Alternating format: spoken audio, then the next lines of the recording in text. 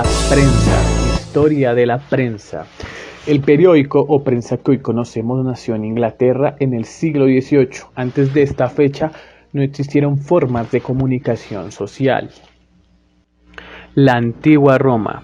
En la antigua Roma existieron diferentes formas de información pública, en este caso actas públicas o actas del pueblo. Eran tablones expuestos en los muros del Palacio Imperial donde se recogían los últimos y más importantes acontecimientos sucedidos en el imperio. Los encargados de esto eran los subrostani, grupo de personas que investigaban dicha información y que posteriormente se encargaban de dejarla consignada en las actas del pueblo. Esta era su fuente de ingresos. Edad Media. Surgen los mercaderes de noticias, que redactaban los avisos, también llamados folios de mano. No tenían título ni firma, solo la fecha y la ciudad de donde se redactaban. Estos se vendían en puertos y contenían información del Mediterráneo Oriental. En el momento hablaban de las cruzadas como acontecimiento. Esta información se conseguía de marineros.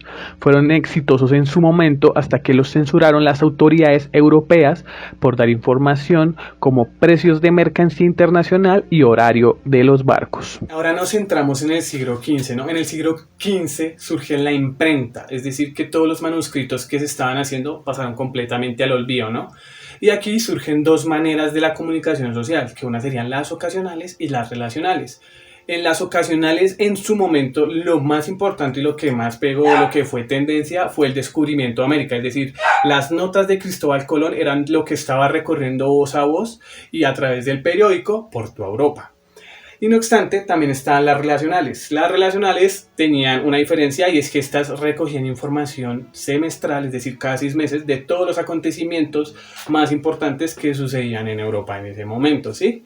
Otro detalle de estas es que estas coincidían con las ferias editoriales y de libros para sacar sus publicaciones. Entonces, en estas ferias eran en las que se daba la difusión completa de las relacionales y salían todas las noticias recogidas a lo largo del periodo de 6 meses.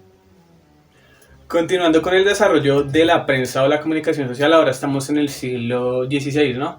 En el siglo XVI se continuó con las mismas dinámicas del siglo XV, lo de las relacionales y las ocasionales. Sin embargo, aquí como de pronto el detalle más importante fue que surgieron las carnas, que era una especie de noticias que se recopilaban pues de manera más sensacionalista, los cuales hablaban de cosas como milagros, monstruos, etcétera. Sin embargo, que había un detalle y era que esta información que se le da difusión de manera semestral o ocasional, tenían explicaciones en base al credo, en base a la religión, en base al orden eclesiástico. Prensa en el siglo XVIII. El primer periódico oficial nació en Inglaterra, el Daily Coran, en 1702. Desde aquí la difusión era por medio de pregoneros. Los centros de circulación de los periódicos eran los cafés donde se reunían a leer y comentar noticias. También surge la opinión pública para este periodo, como la primera ley burguesa, la Liberal Act. Aquí empieza a tomar más forma el periodismo, infraestructura, información y redes de difusión mejoradas gracias al ferrocarril. Empieza la prensa de negocio y prensa periodística. Es el periodo revolucionario y modernizador de la prensa. Ya se torna un negocio más lucrativo que informativo. Reducen costos de manufactura y mejoran la capacidad de la productividad de esta. Prensa española en el siglo XVIII. En España no se produce desarrollo de la prensa hasta el siglo XVIII. En esta época los periódicos eran muy caros y solo estaban al alcance de una minoría. La prensa en el siglo XVIII constituyó uno de los cauces más importantes porque penetraron en las ideas ilustradas en España. Podemos distinguir 3 etapas. La primera entre 1737 y 1750, consolidación de la prensa en España con la aparición de los primeros periódicos como el Diario de los Literatos. Segundo periodo entre 1750 y 1770, época de madurez y especialización. Tercer periodo, desde 1770, momento de decadencia, desaparecieron muchas publicaciones debido a acontecimientos políticos y la situación exterior, Revolución Francesa. Se distinguía claramente 2 tipos de publicaciones diferentes, la prensa culta o papeles periódicos y la prensa popular. Entonces así podemos resumir en este breve trayecto de otras opciones que hubo de comunicación social antes de constituir oficialmente el desarrollo de la prensa, ¿sí? No obstante, vale aclarar que durante la Revolución Francesa la prensa tuvo objetivos ideológicos y con el surgir de las vías de ferrocarril, esto benefició en términos de distribución, se generaron más innovaciones con las evoluciones que hubo en la imprenta para dar paso a lo que es hoy en día la prensa y cómo se ha mantenido a lo largo del tiempo. La prensa antes del Internet. La prensa hoy en día tiene un sistema muy avanzado de impresión y además miles de plataformas en Internet. En este artículo descubriremos las diferentes técnicas que dieron vida a la prensa física. Las bases de estas técnicas datan aproximadamente 7300 años. Las pinturas rupestres se hacían con los dedos, escupían el color sobre las paredes de la cueva o soplaban el color a través de cañas huecas. Mezclaban los colores con algún aglutinante que podía ser grasa de algún animal o también alguna resina natural.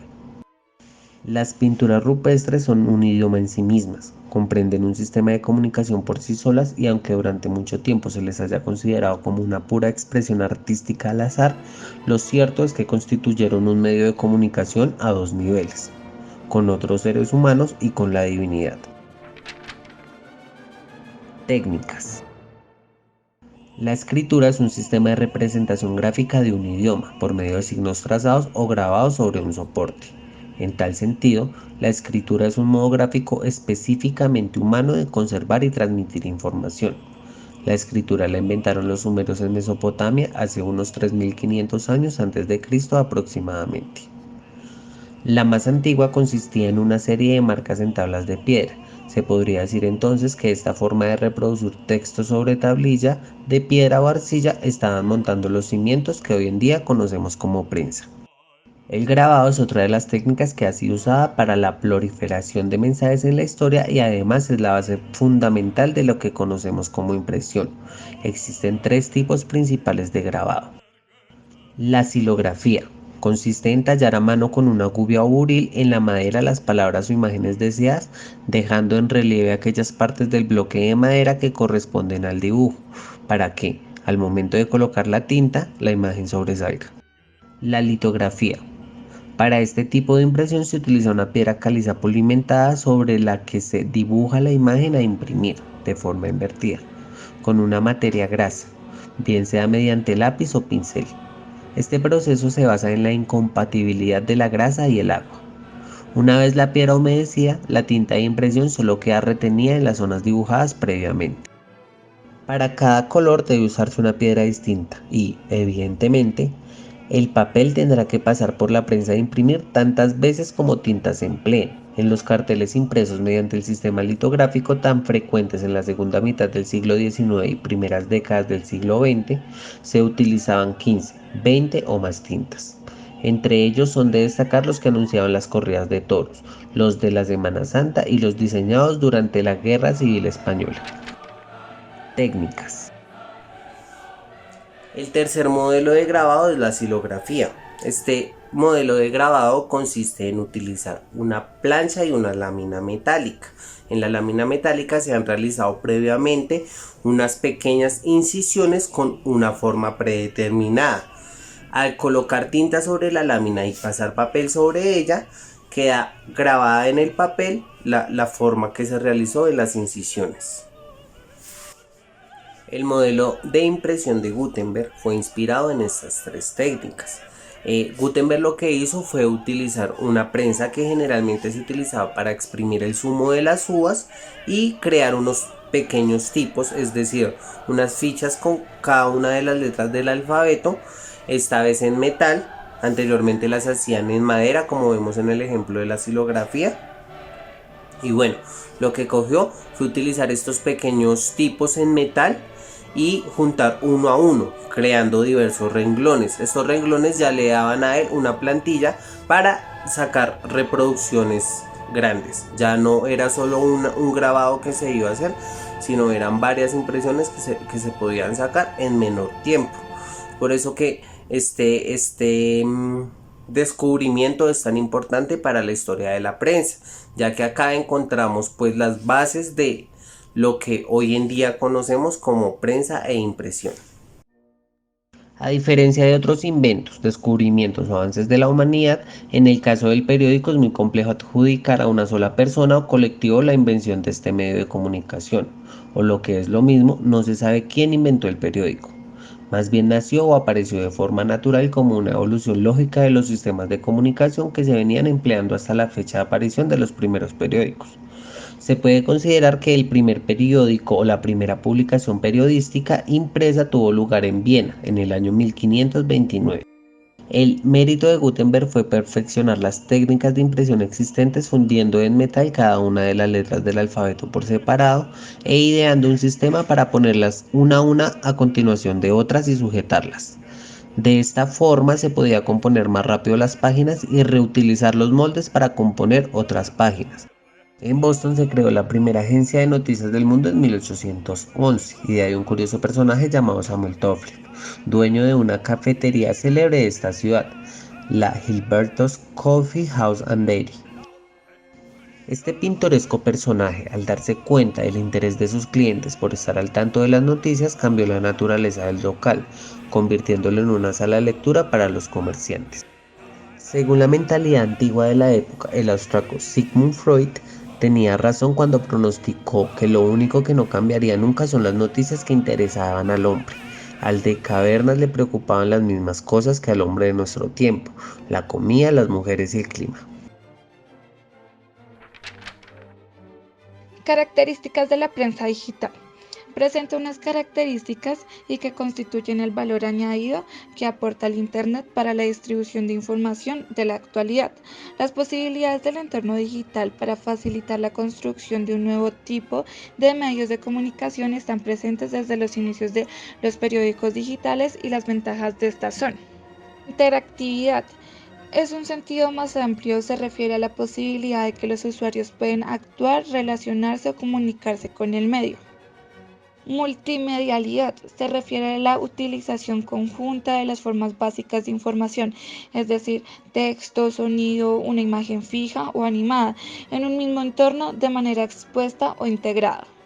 Personalización se refiere a la posibilidad de adaptar los contenidos del diario a las características e intereses de cada persona en concreto, el tipo de pantalla, el color y cada adaptación de sus contenidos que permita que el usuario pueda crear su propio diario. La hipertextualidad o el hipertexto. La disposición de la información digital rompe con la estructura secuencial habituada en la presentación de la información en un soporte impreso. Se ha referido con detalle a esta característica. Actualización permanente. La periodicidad ha sido tradicionalmente un elemento definitorio de las publicaciones, hasta el punto que muchas denominaciones de productos hacen referencia a estas características: diarios, semanarios, revistas mensuales, entre otras cosas. Internet supera completamente esta situación.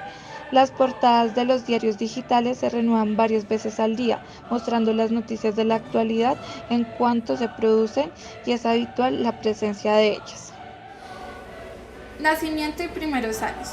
De 1994 a 1999. Esta etapa se caracteriza por el surgimiento de la prensa digital, explorando las posibilidades de este nuevo medio sin necesidad de utilizar hojas de ruta o de referente. Apenas los diarios digitales empiezan siendo las meras copias de los diarios impresos. La expansión inicial de la prensa digital fue del año 2000 al año 2001. Esta expansión coincide con lo que se denominó burbuja digital o burbuja tecnológica, ya que el Internet y la publicidad iban de la mano. Aunque los productos tecnológicos seguían sin ser rentables, las expectativas de negocio eran muy optimistas, ya que se caracteriza la prensa digital por su portalización, por la distinción de ediciones digitales e impresas, y algo muy importante y especial fue la actualización continua de estas, y a partir de esto empiezan a ser portales informativos para que la gente pudiera disfrutar de ellas como servicios de ocio y entretenimiento.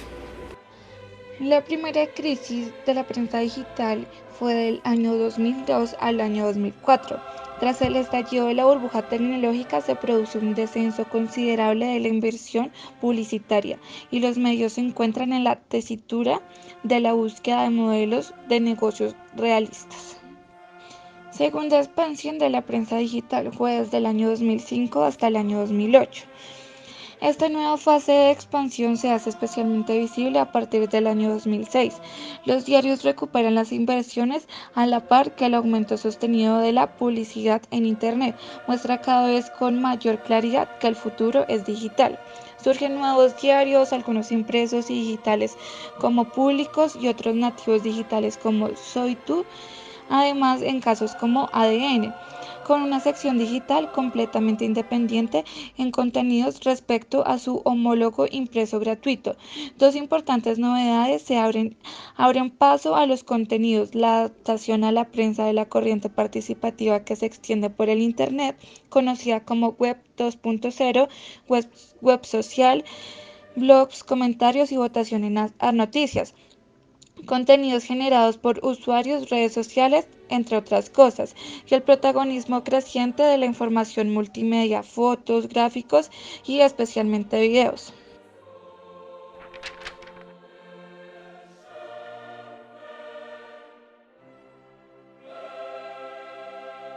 Bueno, yo les voy a hablar de la relación que tiene la prensa y la comunidad.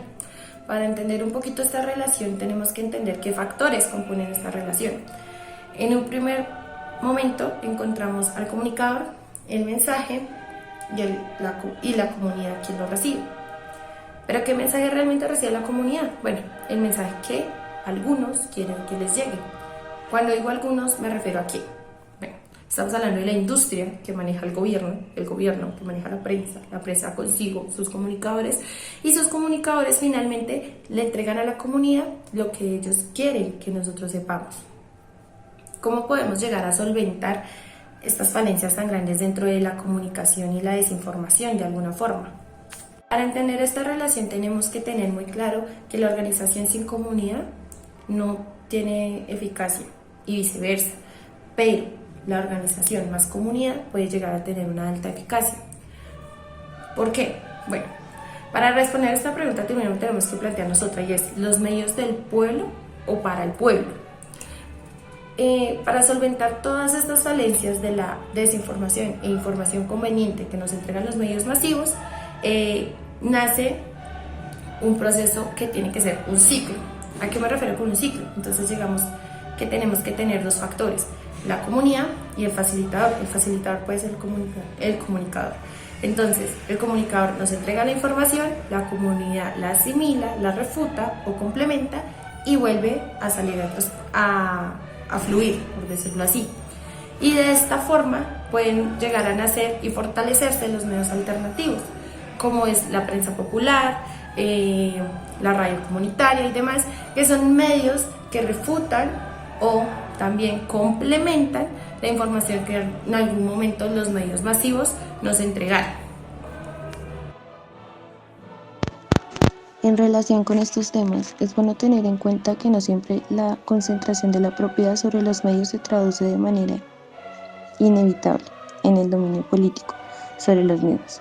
Puede darse situaciones, y en Colombia es posible observar algunas de ellas, en las que el control político sobre la prensa por parte del gobierno de turno casi es equivalente al dominio económico de los dueños tienen sobre los propios medios. El presidente, sin importar quién sea, obsesionado con su imagen, empieza a controlar a los periodistas afines, continúa atrayendo a su redil a los propietarios de los medios para, finalmente, como un ciclo siniestro y abrasador, acabar pretendiendo comprar y apoderarse de cuanto periódico, planta televisora o emisora radical crucen su camino. Es la obsesión enfermiza por el controlarlo todo, por eliminar la crítica, no importa cuán insignificante o inofensivo sea esta, por someter ante su ego infinito y demencial la voluntad cuestionadora de la prensa independiente y ética. Por esta vía, los gobernantes se convierten, quizás sin darse cuenta ellos mismos, en una suerte del rey de Midas al revés, que todo lo que tocan no lo vuelven oro, como hacía el legendario monarca frigio, sino lo convierte en algo melodiente y dañino.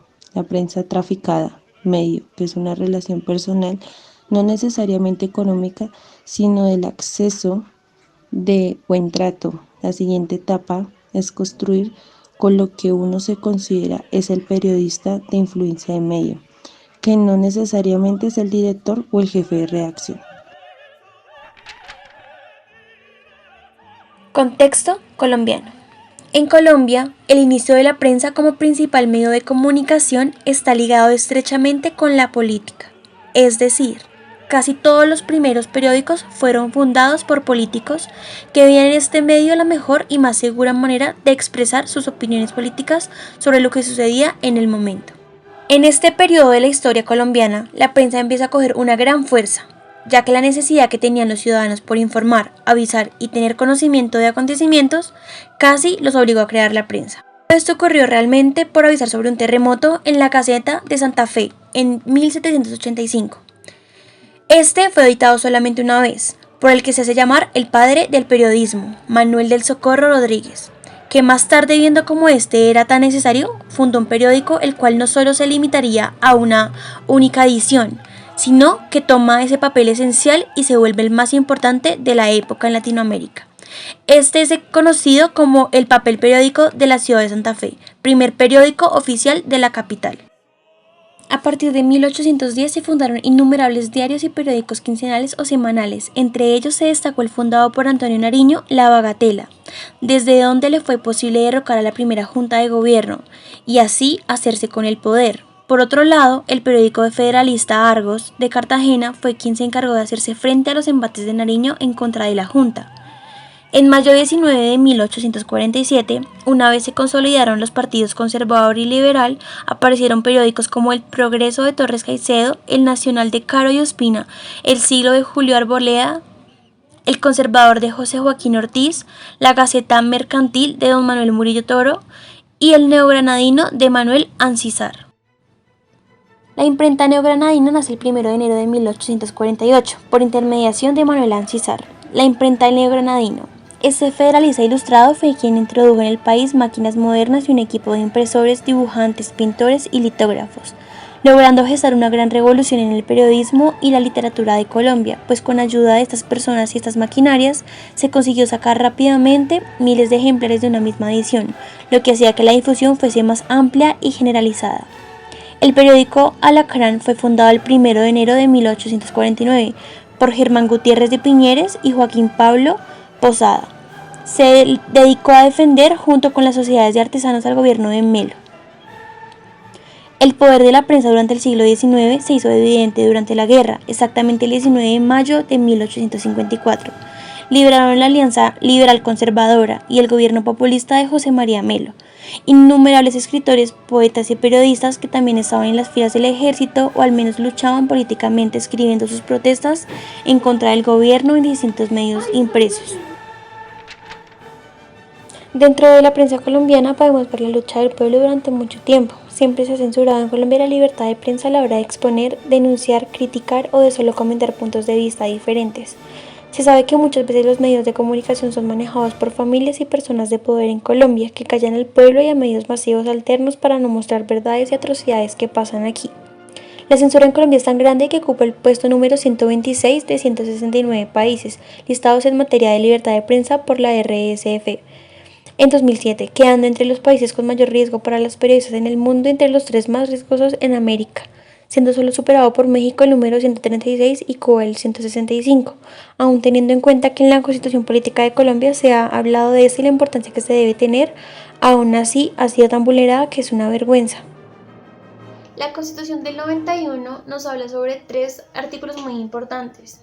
El artículo 18 que nos habla sobre la libertad de conciencia, el artículo 20 que nos habla sobre la no censura, y el artículo 73 que nos habla sobre la libertad, la garantía y la protección de los derechos de los periodistas en Colombia.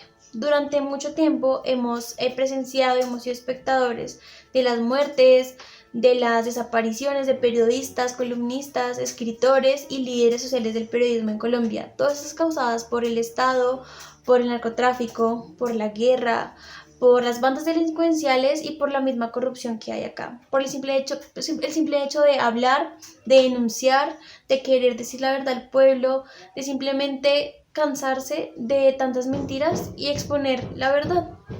Sabemos que las fuentes de acá en Colombia de prensa han sido bastante amarillistas, donde siempre transgiversan la información, denigran al pueblo, desmeritan lo que se dice y esconden muchísima información, no solamente de acá de Colombia, sino también de otros países. Y no solamente en la capital, sino también en el contexto rural. Sabemos que la importancia del contexto colombiano es bastante importante dentro del periodismo, porque no solamente es informar, no solamente es como darnos noticias, sino también hablarnos sobre la verdad, hablarnos sobre qué está bien y qué está mal, y muchas veces esos medios de comunicación disponen a decirnos qué está bien y qué está mal, pero realmente no debería ser de esa forma, debería ser simplemente un medio de comunicación para saber qué pasa, para informarnos y no simplemente para decirnos cómo ser y cómo hacer las cosas. Y si las hacemos mal, callarnos o simplemente desaparece nuestra información. Eso no es lo que debería ser la prensa en Colombia. Sabemos también que muchos periodistas han sido asesinados, ¿no? Como ellos también hemos perdido la memoria de algunos, hemos olvidado a cuántos han asesinado. Uno de ellos es Jaime Garzón, que fue asesinado por el simple hecho de confrontar a delincuentes, hablar sobre personas, sobre políticos en este país, y duele la verdad. Entonces, cuando la verdad duele, lo que nos queda es simplemente desaparecerla. Felipe Guevara, asesinado el 23 de diciembre del 2020, es el asesinado más reciente. Guevara trabajó desde el 2017 en el periódico Que Hubo de Cali, cubriendo temas judiciales. Su trabajo era de alto valor social y había realizado fuertes denuncias que involucraron a miembros de la Policía Nacional y en contra de bandas delincuenciales que operaban en el barrio en el que él vivía. Durante tiempos han sido callados. Son más de 162 periodistas asesinados por decir la verdad mediante publicaciones en periódicos y revistas de opinión. Por eso es tan importante ver la prensa como un medio que por el momento está sobreviviendo de a poco, ya que las amenazas no cesan, el amarillismo es escandaloso y las ganas de callar son constantes. Se necesita un cambio en este país, despertar y ver la importancia social que nos da la prensa como ciudadanos.